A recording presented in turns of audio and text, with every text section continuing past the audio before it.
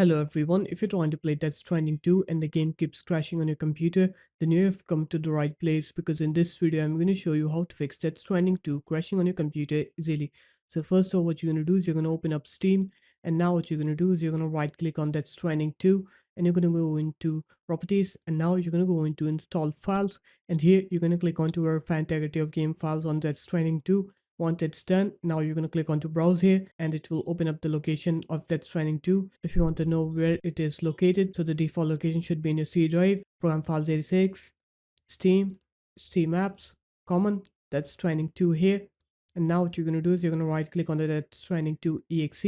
You're going to go into properties, you're going to go into compatibility, and here you're going to make sure that you click run this program as an administrator and also click disable full screen optimizations. After that, click apply and then OK, and then close this up. Now you're going to open up the start menu. You're going to write here graphic settings and you're going to open this up. You're going to click on to add desktop app here. You're going to go to that's Training 2 games folder with the location that we just showed. Now you're going to click add on here. You're going to find Death Stranding 2 in this list. Click on to GPU preference and set it to high performance. After that, go ahead and restart your computer.